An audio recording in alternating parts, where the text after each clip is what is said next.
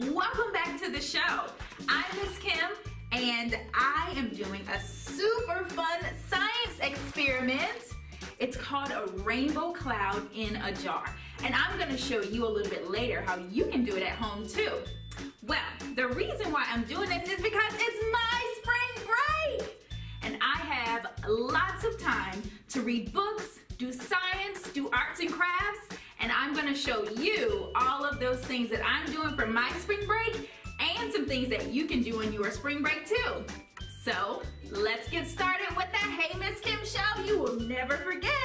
Come along. It's time for crafts. For this week's arts and crafts project, it's going to be used with basic materials that you might already have at home. I'm going to be using some colorful tape, white paper, and my favorite arts and crafts material, which is oil pastels. These come out really pretty in color, but you're welcome to use color pencils, markers, or crayons. Let's get started. All right, so choose your first piece of tape, and you're gonna design this any way you want.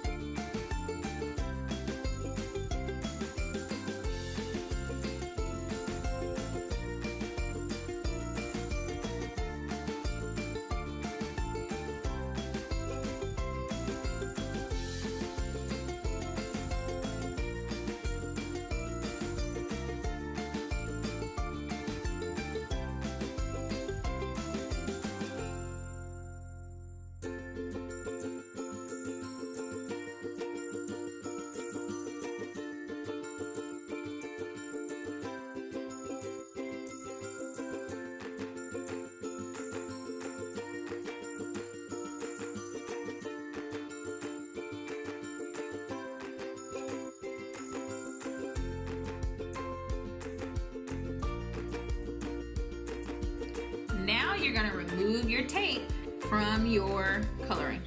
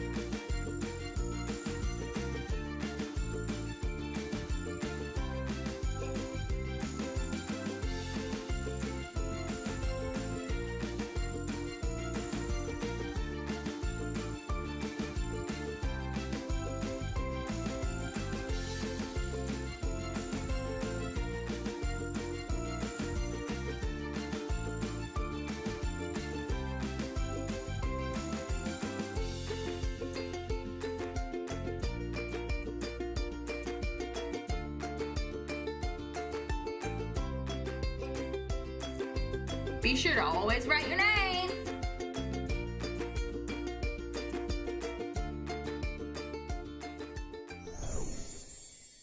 We love to read. During my spring break and for the entire month of March, we are going to be talking about great women in history because it's Women's History Month. 100 years ago, women won the right to vote. They fought hard for decades to make their voices heard and their choices count. And they prevailed, which means that they won. For our reading today, we are going to talk about 3 powerful women who made their mark on history. So, get comfy, get a good space, and let's listen. During this Women's History Month, I'm going to be reading from a book called Bold and Brave, 10 Heroes Who Won Women the Right to Vote. It was written by Kirsten Gillibrand and art by Myra Kalman. When I was a little girl, after church on Sundays, I would visit my great-grandmother Mimi. She told me about a time when women like her left their homes and worked in factories, making equipment to help American soldiers win the war. Mimi taught me to be bold and to believe there was nothing I couldn't do. Mimi's oldest daughter was my grandmother, Polly. She liked to roller skate down the long marble hallways of the New York State Capitol, where she worked. When I was about 10, Grandma took me to a big room where ladies stuffed envelopes with letters urging people to vote. I thought, I want to be just like them someday. Grandma taught me to fight for what I believed in.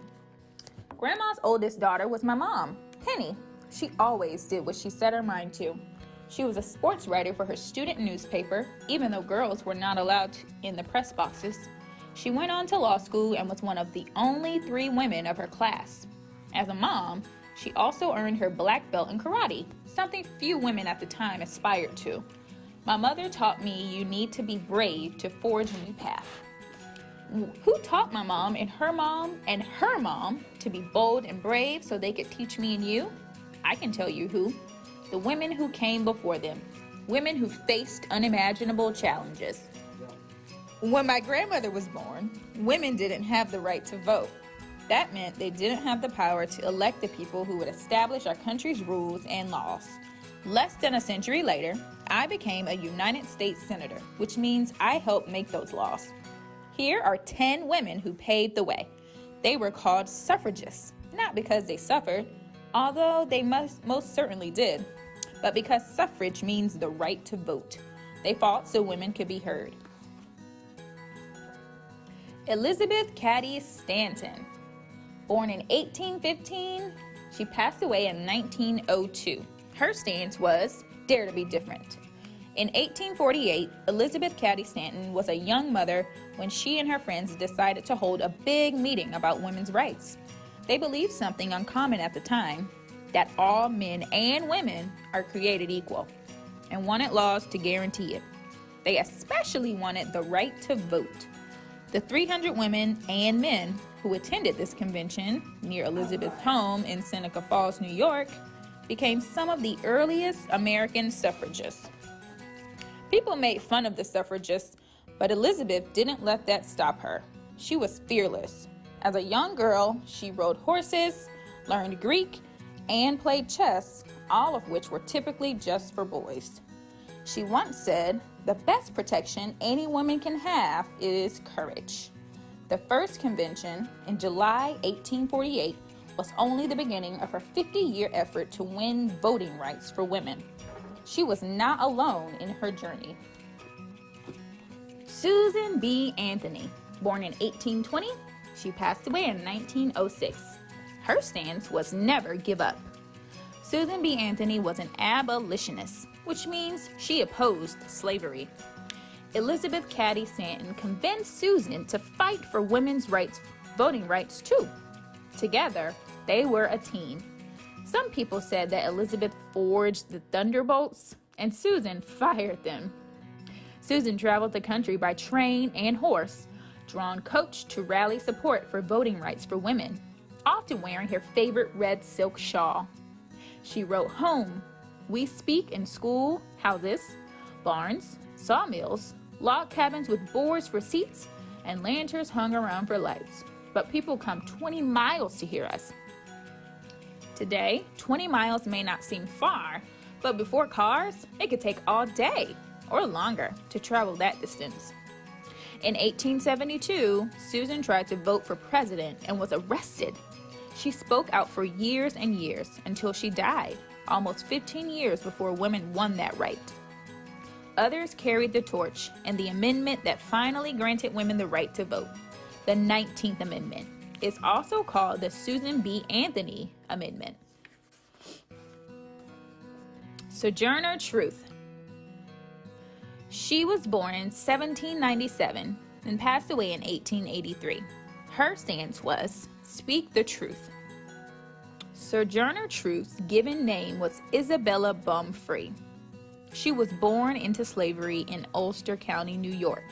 She left her owner in 1826, the year before enslaved people were freed in her state. Years later, she changed her name. Sojourner means someone who travels from place to place. And truth was at the center of her faith. She once said, "I will shake every place I go to." And she did exactly that. Sojourner was one of the first African American women to successfully stand up for herself in court. Her young son was still enslaved, and she sued to free him and won. Sojourner fought to end slavery and traveled the country pressing for equality for all. She worked with some of the most important thinkers of the day, such as abolitionists Frederick Douglass and President Abraham Lincoln. In 1851, she spoke at the Women's Right Convention in Akron, Ohio, and in 1867 at the American Equal Rights Association meeting in New York. Sojourner asserted that all people deserved the right to vote, no matter the color of their skin or if they were male or female. Sojourner lived to bring justice to others, proclaiming that the truth is powerful and will prevail. Stay tuned for the rest of March to learn about great women who made their mark in our history. So, while I have all this time during my spring break, I am going to be doing a little science experiment. It's the exact same one that we saw at the beginning of the episode, and it's called Cloud in a Jar. Now, for this experiment, you're going to need shaving cream, a jar of water, and your choice of food coloring. And you can use as many colors as you'd like. So grab a towel or a nice clean surface and let's get started. You can put a generous amount, like that. Now take your food coloring and watch the rainbow magic happen.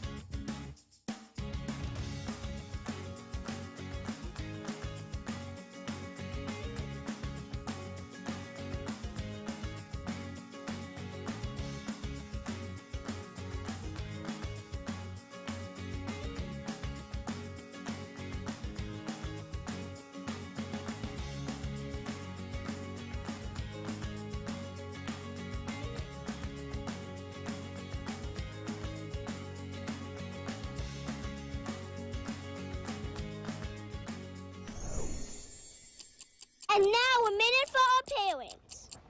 Hello parents, and welcome back to A Minute Just For You. Now, at the beginning of this episode, we did a fun arts and crafts activity. But for you on the other side, I'd like to call this thing something called an invitation to create. Now, this doesn't take a lot of materials, it doesn't take a lot of time to set up, but your kids will have fun doing it. So for this particular activity, all I used was tape, something to color with, and paper, and that's all you need. So find a space, dedicate some time to set up this activity for your child, and I promise you, you will not regret it. And it can also be something that you can join in with them too. So, thank you for joining me today, and that's A Minute with Parents. Thank you for joining me for Hey Miss Kim today. I hope to see you the rest of March as we talk about women's history, and stay tuned for a special green episode next week.